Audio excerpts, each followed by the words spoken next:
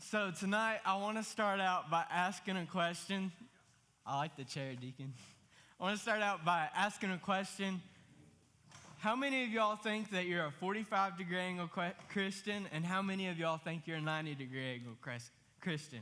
Now, you don't have any of the context on this question. You really can't answer it the right way, but I want you to anyways. How many of y'all think you're a 45? 45. All right. How many of y'all think you're a 90? Okay, so literally like 75% of us don't know. Whatever. So the second question I want to ask is, how many of y'all have seen the very first Captain America movie? All right. Okay, that was a lot more than I expected. So a couple weeks ago, I took a COVID sabbatical for 10 days. Yeah, that was terrible. But on the last 2 days of it, I decided that I was going to attempt to watch the entire Marvel timeline all the way through, and I pretty much did it. I skipped over a couple that I was like, I don't know if I'm going to be able to get into that. But I figured out Captain America, the very first movie, was my favorite one out of all of them. Like, just by far. I think I watched it like 2 or 3 times within 2 days. Like, that's how much I liked it. And so, if you don't know, before Captain America was Captain America, he was Steve Rogers. And Steve Rogers was this puny little dude. I mean, short. Dude didn't weigh 80 pounds soaking wet. Like, just little bitty dude. This dude was like the least qualified person that you would ever want to be a soldier. But he wanted it so bad. This was during World War II, or at least in the movie it was. It's not real. But in the movie, it's in World War II, and so all of his friends, they're going off to the war to fight, and so Steve Rogers wants to go off and fight with them too, because he was like, why should I be over here when they're laying their lives down for my country and everything like that? And so he wanted it so bad that he went through like, I think 4 or 5 times he tried to enlist, but his problem was he could never pass a physical, because number one, the dude was tiny. And every time that he would go for this physical, he'd have to show him this paper of like all the things that was wrong with him. Like there was this one dude, one of the doctors, and he was like, bro, I wouldn't pass you just because of your asthma alone. Like you got so many problems going on with you. And so later on, one of his buddies, he's enlisted and he's about to ship out for the military. And so they decide to go to this fair. And so while they're at the fair, they walk past these posters, and one of them is a poster of this soldier. And so where the face was a mirror. And so you could stand in front of it and see what you would look like as a soldier. So Steve walks up to this poster, and only about this much of his head shows in the mirror, because that's how little this dude is. And so he walks up to it, and his buddy comes walking up behind him. And he was like, I know what you're thinking. Like, do not do it. If you enlist again, you're going to get caught and go to jail, or even worse, they're going to accept you and you're going to get killed overseas. And so he looked at his friend and he was like, you know what? I'm going to do it one more time. And so actually at the fair, they had a place where he could enlist and go through the physical and everything. So he goes up, and so they go through this physical. And so he's sitting on the exam table in the exam room, and the doctor, he says, I'll be back in just a minute. And so he walks out. And so Steve's starting to get a little bit nervous, because he was like, I've done this a time or two. Like, I know kind of how it goes, and this ain't it. And so he starts to get nervous, and he looks behind him, and there's this sign on the wall that says, like, it's a felony to falsify your enlistment papers. And so now he's starting to really get nervous, because he's done this like several times. And so then later, this military policeman walks into the room, and he's like, yep, I definitely got caught. And so the military policeman, he says, sit down, wait there a second. And so a few seconds later, this other doctor comes walking in. And so he walks up to Steve, and he was like, I know what you've been doing. And Steve's like, what, me? Like, what are you talking about? I don't know what you're talking about. And so the doctor, he says, I know that you've been Steve Rogers from Brooklyn, Steve Rogers from Manhattan, Steve Rogers from here and there and everywhere. I know you've been falsifying all of these enlistment papers. And so he says, why do you want to join so bad? Why do you want to be in the war so bad? And he looks at Steve and he says, do you just want to kill some Nazis? And so Steve looks back at him and he says, I don't like bullies. I don't care where they're from. And so that was kind of cool because the reason he said that was because Steve had gotten bullied all of his life because he was like tiny. And so the movie even starts out with this scene of him getting chased into this alley and getting beaten up. And so this dude is standing over him, and Steve says, I can do this all day long. And he continues to say that throughout all the movies whenever he was getting knocked down. And I could do a whole sermon on that alone, but we're going to shelf that for today. But so then they're sitting in the exam room, and the doctor looks at him, and he says, you know what? I'll take you. He says, I will accept your exam, but on one condition. You got to do this experiment for me. So Steve's like, whatever. Like, I'll do whatever it takes to get into this. So later on, they ship him off to boot camp, and he's at this boot camp, and, like, everybody's just picking on him because he's, like, way smaller. Like, this dude is, like, Pastor B and Caden Nelson. Like, this is how big of a difference there is between Steve and all the other dudes that are in this camp. And so the whole time, there's this drill sergeant, and he just has it out for Steve, like the whole time. And so Steve goes on, and the drill sergeant is just complaining to this doctor over and over. And the reason was because they told this drill sergeant that he was going to get a super army. Like, he was going to get some super soldiers, and, like, this army was going to be unstoppable. And they send him Steve. Like, this dude was tiny. Like, why would you want him to be a super soldier? Like, there's no way that could even be possible.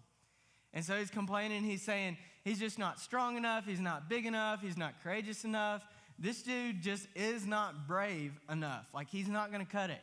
And so to prove his point to the doctor, he reaches in the back of this truck and pulls out a fake grenade. And he pulls the pin on it, and he throws it out into all the soldiers as they're doing their training. And so he yells and he says, grenade, and he throws it. And what does everybody do? Yeah, they all run and scatter, and all the soldiers, they duck and cover. And so they're sitting here like this, and after about 3 or 4 seconds, they're like, it should have went off already. And so they turn their head, and what do you know? Steve Rogers is sitting in the middle, hunkered around the grenade. He was going to save all of those people and give up his own life. He's going to save all of them. And those people had been terrible to him, like absolutely just cruel to him, but he was going to save all of their lives. And this shows how his actions aligned with his words. You know, so many times we can talk and talk and talk about what we would do, but until our actions start aligning with our words, it doesn't matter at all. Like, it just does not matter at all. And so when our actions start to align with our words time and time again, that's when our words start to hold authority. They start to hold authority. And so then later on, the night before they're about to perform this experiment on him to make him Captain America, they're sitting in this bunkhouse, and so Captain America's Steve Rogers at the time is sitting across from this doctor in the bunkhouse. And so they're talking about just a bunch of random things. And so then he comes and he says, I've got one question for you. He says, why me? Like, why me? Like, look at all those other dudes out there. Like, they're way bigger than me. They're way more qualified than me. And the doctor looks back at him and he says, because this serum or experiment, it amplifies the character of the man who takes it. So good men become better men, but at the same time, bad men become worse men. And it's the same way with us when we start to gain authority in our lives. When we grow up and we get older and we start to gain more authority in our lives, if we're speaking bad things into people, then those things get amplified and they get worse. But if we're speaking good things into people, they get amplified and they get better. That's why we have to start now. Now is the time to speak life into people, to speak encouragement into people, to speak wisdom into people, and ultimately to speak God's truth into people. And so in James 3, 1 through 6 and 8 through 12, it says, "Dear brothers and sisters, not many of you should become teachers in the church, for we who teach will be judged more strictly." Everybody say more strictly. "Indeed, we all make many mistakes. For if we can control our tongues, we would be perfect and could also control ourselves in every other way. We can make a huge horse go wherever we want to by means of a small bit in its mouth. And a small rudder makes a huge ship turn wherever the pilot chooses to go, even when the winds are strong. In the same way, the tongue is a small thing that makes grand speeches, but a tiny spark can set a great forest on fire. And among all of the body parts, the tongue is a flame of fire. It is a whole world of wickedness, corrupting your entire body. It can set your whole life on fire, for it is set on fire by hell itself. But no one can tame the tongue. It is restless, evil, full of deadly sins. Sometimes it praises the Lord and Father, and sometimes it curses those who have been made in the image of God." Everybody say, image of God. "And so blessing and cursing come pouring out of the same mouth. Surely, my brothers and sisters, this is not right. Does a spring of water bubble out both fresh water and bitter water? Does a fig tree produce olives, or a grapevine produce figs? No. And you can't draw fresh water from a salty spring." I love that part. It says, we as believers are judged more strictly. And we are. We are God's image bearers, and we have to place our identity in God. A lot of times we see being spiritual as praying and worshiping, and it is. It's definitely a big part of it. But a lot of times we see our spiritually high moment as being the time when we sat in our prayer closet and we prayed and we listened to Maverick City music for 3 hours straight. In the Bible, you want to know who did that? You want to know who sat at the feet of God for 24/7 and prayed and worshiped all the time? It was angels. Angels, not humans, angels. That was their job, was to pray and worship God 24/7. Our job was to bear God's image. We're supposed to reflect God's image at a 45-degree angle. And what I mean by that is, how many of y'all are either taking geometry right now or have already took geometry right now? All right. That's funny. Keith raised his hand. But anyways, so this is what a 45-degree angle looks like. So it's like this. So how does it reflect? It reflects down and out. And it's the same way with us. God reflects down and reflects out. His image reflects off of us. That's how we bear his image. That's how we reflect God's image and how we reflect Jesus' identity. That's how we do it.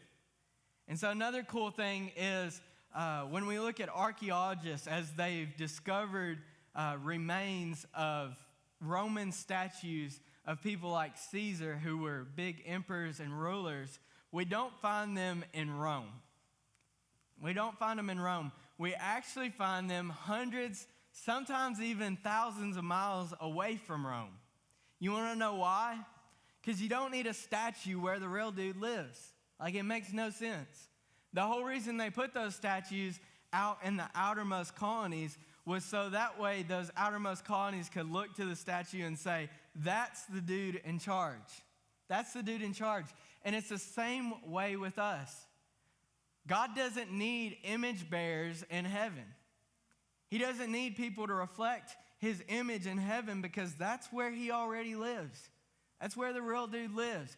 He needs them in the outermost colonies here on earth. He needs us to reflect his image so that way we can say, that's the man in charge. That's the man in charge. And so another cool thing about this is what happened to those statues later on after Rome started to fall. So in these outermost colonies, one of two things happened to these statues as enemy armies started to take over these colonies. So either one, the enemy destroyed it, or they just didn't maintain it because they didn't care about it. And slowly it began to crumble away. It began to crumble away, and it's the same way like that with us. When the enemy starts to creep into our lives and take over our lives, he either destroys our relationship with God or we don't maintain our relationship with God, and it slowly crumbles away. We go from being a 45-degree angle Christian to being a 90-degree angle Christian. You know why I say a 90-degree angle Christian? Because when God reflects down, it doesn't reflect. It just goes straight down. You know who we are reflecting when we're at a 90-degree angle? The world, culture, the people around us. We start to reflect those things. We start to mirror culture in the world instead of reflecting God, instead of placing our identity in God. So I'm going to ask again, are you a 45-degree angle Christian or a 90-degree angle Christian? I would say a lot of us are somewhere in between. And so in Mark 7, 1 through 8, it says, one day some Pharisees and teachers of religious law arrived from Jerusalem to see Jesus. They noticed that some of his disciples failed to follow Jewish ritual. Everybody say ritual. Of hand washing before eating. So it has in parentheses, these Jews, especially the Pharisees, do not eat until they have poured water over their cupped hands, as required by ancient traditions. Everybody say traditions. Similarly, they don't eat anything from the market until they have immersed their hands in water. This is but one of the many traditions that they have clung to, such as their ceremonial washing of cups, pitchers, and kettles. So the Pharisees and teachers of religious law asked him, being Jesus, why don't your disciples follow our age-old tradition? They eat without first performing the hand-washing ceremony. And I love this next part. Right now, we're in the sermon series, Rad, and we're talking about radical people. And who better to talk about than Jesus? He was one of the most radical people. He was always challenging the status quo in every way. He was always challenging tradition and religion and the world. And so then it goes on and it says, Jesus replied, you hypocrites. Isaiah was right when he prophesied about you, for he wrote, these people honor me with their lips, but their hearts are far from me. Their worship is false, for they teach man-made ideas as commands from God. For you ignore God's law and substitute your own tradition. These people place their identities in religion instead of Jesus. You know, and so many times we do the same thing. We try to place our identity in so many things that aren't Jesus. We try to place it in the world, in culture, in trends, in Instagram influencers. We place them in all those different things, and our words and actions start to show it. We start to mimic those things that we're trying to place our identity in. Jesus restored everything that Adam destructively began in the garden. So if you don't know the story with Adam, Adam was the first man to be on earth, and then God made his wife Eve because God felt that he needed a wife. And so they were basically living in this paradise, the Garden of Eden. They had everything they could possibly ever need. But God said he gave them one rule. He gave them one rule. He said, don't eat the fruit of this one tree. And so Adam's like, well, that seems pretty easy. But it turned out it wasn't. Because Eve was walking past this tree one day and there was a serpent in it. There was a serpent in it, and he started to convince Eve of why she should eat of the fruit. Tried to convince her. He said, I know why God does not want you to eat this fruit. The reason is because he knows you will become like him. And that just wasn't the reality. It wasn't. But Eve went ahead and ate the fruit anyways. And then she convinced Adam to eat the fruit anyways. And that's what started that generational line of sin. I love how Paul refers to Jesus as the last Adam because he put to death the generational line of sin that Adam had destructively began. Everything that Adam started, Jesus restored. And so I was going to have this diagram back here of like different things that Adam began that Jesus restored, but I didn't want to do that to one, so I'm just going to read them off. So here's a couple things that the first Adam began, that the last Adam, Jesus, restored. So the first Adam was the source of idolatry, which was the downfall of humanity. The last Adam heals idolatry and redeems all of humanity. The first Adam turns away from the Father in the garden, and the last Adam turns to the Father in a garden. The first Adam was naked and ashamed, and the last Adam was naked and bared our shame. The first Adam's sin brought us thorns, and the last Adam wore a crown of thorns. The first Adam substituted himself for God, and the last Adam substituted himself for sinners. The first Adam sinned at a tree, and the last Adam bared our sins on a tree. The first Adam died as a sinner, and the last Adam died for sinners. With the first Adam, we receive a sin nature, and with the last Adam, we receive a new nature. With the first Adam, he brought cursings. The last Adam brought blessings. The first Adam brought wrath and death, and the last Adam brought love and life. Jesus brought love and life. The absolute worst place to build your identity is in you. The absolute worst place to build your identity is in the world. The absolute worst place to build identity is in culture. It's the absolute worst place. And if you read through the New Testament to construct your identity, you're going to figure out that the foundation of who you are, the foundation of whose you are, is in Jesus. The foundation of your identity is in Jesus. Once you start to construct your identity in Jesus, you will begin to act and walk and eventually talk like him. And that brings me to our main point of the week.